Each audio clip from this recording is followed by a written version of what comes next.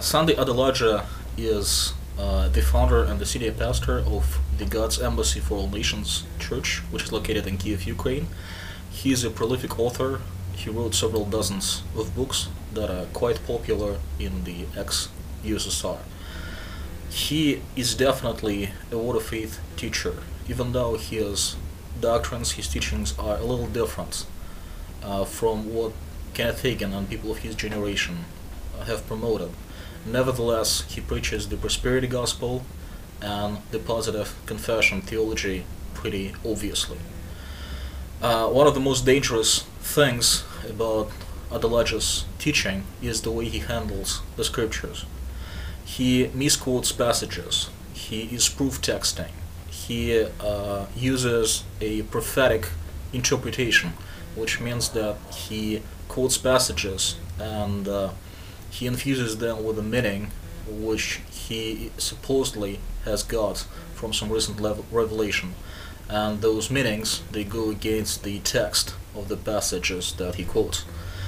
So the way he mishandles the Bible actually contradicts his self-claimed titles of a biblical teacher, pastor, apostle, and prophet. Also, since Adelaja calls himself a prophet, he also claims an unduly high level of authority. He says that his authority cannot be challenged without consequences for a challenger. He says that if you do not want to lose your blessing, if you do not want to lose your healing, if you want to receive the blessing of a covenant with God, you have to obey and listen to your pastor. And actually he says that those people who develop an independent thinking and people who challenge their pastor's authority, they are not entitled to any kind of blessings.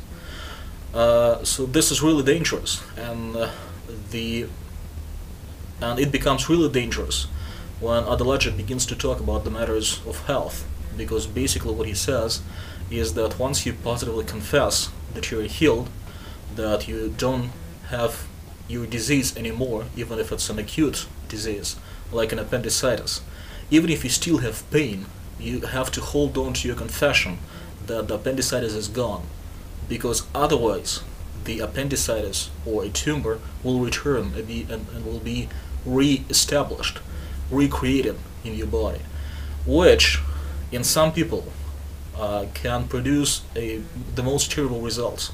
Some people, by listening to Adelaja, will not go to the doctors timely, will not seek for timely medical help, and may simply die because they believe this man's words about healing, about the promises of God that have never actually been given.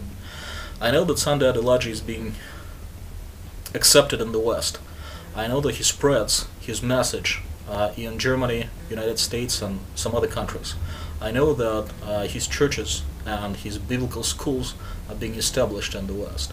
And I know that some of you who listen to this interview will sooner or later face Sunday Adelaja's books, his teachings, his speeches on Christian TV stations. And when you face Sunday Adelaja in one form or another, I urge you not to listen to any compliments that are being said about him, that are given to him, to all the praises that surround his name. Be critical. Use your critical thinking. Compare whatever he says to the Bible. Do not be fooled by mere appearances, because it is the matter of life and death. He touches upon the most serious matters of a person's relationship with God.